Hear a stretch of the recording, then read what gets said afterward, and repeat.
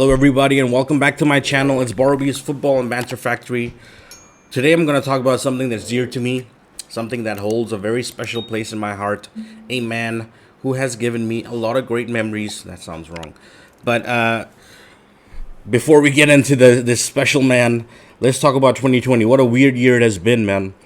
It's kind of been that rehabilitation year for all of us, where we've kind of sat back and we've reflected on things, and we've kind of decided what we should do in life, what we shouldn't, and what's important in life and what's not.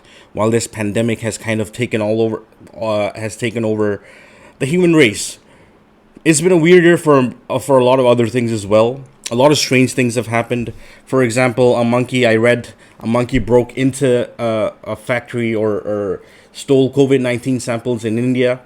I'm guessing, man, these monkeys are probably way ahead of us. They probably got this whole thing figured out, man.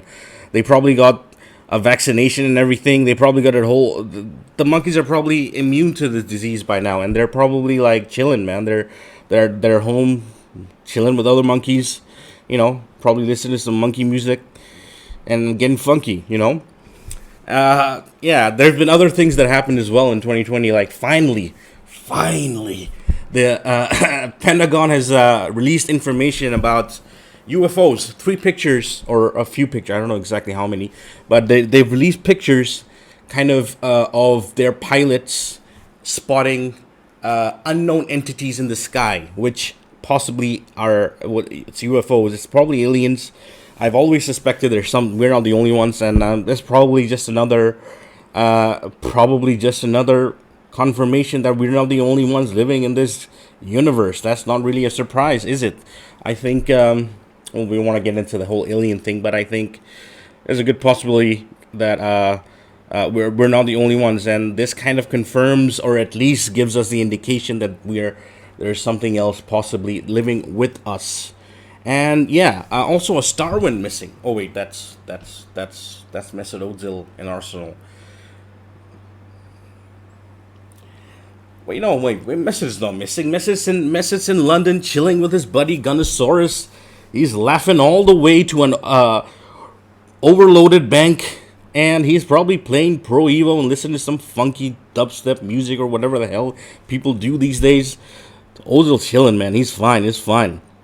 But Gunnosaurus, man, that was a bit weird what Arsenal did with him. But Ozil's got his back, and I'm sure they're hanging out together right now as we speak, man. They're probably chilling, having fun, doing all kinds of weird stuff that dinosaurs do with human beings.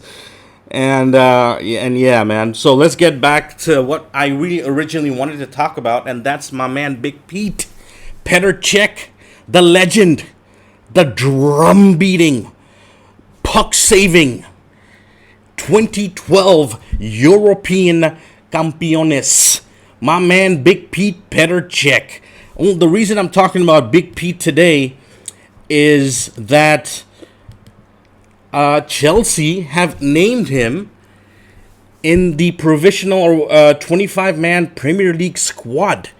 So he comes in as a Chelsea player this season.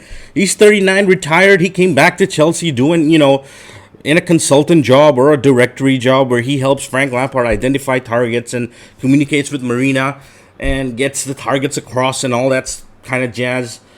And he's probably been very, very crucial to get us in getting us Havertz and Warner, and Mendy is his scouting choice.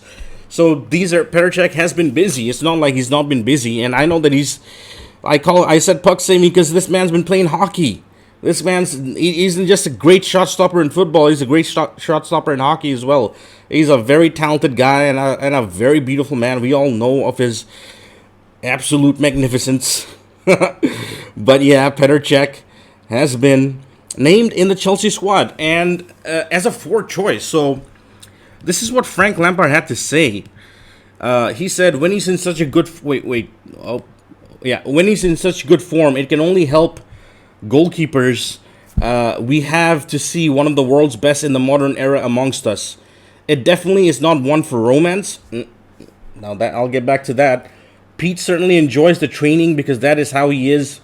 I would enjoy training more if my calves didn't go tight every time I try to sprint these days. That's what Lamb's talking about himself. With Pete, I wouldn't expect it to happen this year. But I do know with the way he is and how fit he is, and if we are in crisis times, then you couldn't ask for much better than having Petr Cech around. I don't expect it, but nobody expected what we have seen in the last 6 or 7 months around the world. See, that last sentence right there tells me that there is that glimmer of hope that we all want with regards to this beautiful man to once again stand in between those two big white sticks and keep out that damn ball from coming in. And I hope he's our second choice goalkeeper behind Mendy, because I love this guy. 6'5". He's a giant of a man, and if Big Pete's happy, we're all happy, and we want Big Pete back between the sticks at the very least in cup games and Champions League games, when sometimes we need to rotate the squad and not risk any injuries with regards to Mendy. And I've made a list, man. I've made a list about the pros and cons of what the pros and cons of having this beautiful man Petr Cech be a goalkeeper for us again. Let's start with the pros. So for me, this guy is a legend, obviously, club legend, football legend in every way, probably a hockey legend too, and a drumming legend as well. This guy is just an all-round legend, man. He's a legend, and he should probably having him around in the dressing room, being a legend, being this GOAT level goalkeeper is very helpful. He's old, but he's gold, bruh. I mean, at this age, he probably still better than most goalkeepers in the world. I mean, honestly, it's a bit naive to say that, but I don't think so. Like, this guy is honestly, as a shot stopper, he's always been fantastic. His command of the box is very good. I know he doesn't play out of the back that well, but he can punt it long, and he's always given a calmness to the defense that not all goalkeepers can. And that's something that we must admire. Of course, he's a drummer. That speaks for itself. He loves to drum. I've seen his drum videos on YouTube. This guy's a good drummer as well. He's better than Kepa. Let's be honest, man. Like, I don't want to hate on Kepa or anything. I think he's a nice guy. He's probably got he's a nice man. I'm sure he's not as bad as the stats are making him out to look. Because I think he's just suffering from something, and he's just not. He's kind of been binned by Frank Lampard in terms of trust. Not Frank Lampard's fault either. Like, it's just how it is, and I feel like Kepa, he needs to move on, man. Let's be honest. I don't think staying at Chelsea is going to do him any good for his football and probably his mental health too. I think it's best he goes to a different club and refines himself. And of course, we must not forget that beautiful helmet. We have not seen a goalkeeper wear that helmet for a long time, and that helmet has given us a lot of great memories. Well, I'm just joking, I know why he started wearing the helmet. We saw what happened in Reading, and let that never happen to any other goalkeeper again. We don't want that to ever happen to any human being again. But the helmet is beautiful, man. That is a beautiful helmet, and I would love to see this man wear the helmet again between the sticks, for sure. Let's look at what I'm talking about when I talk about this legend, man. This guy has the highest save percentage of goalkeepers in our current squad, and this guy has played like how many years more than Kepa has been here for 2 years. Edward Mendy just started. Caballero for 2 years.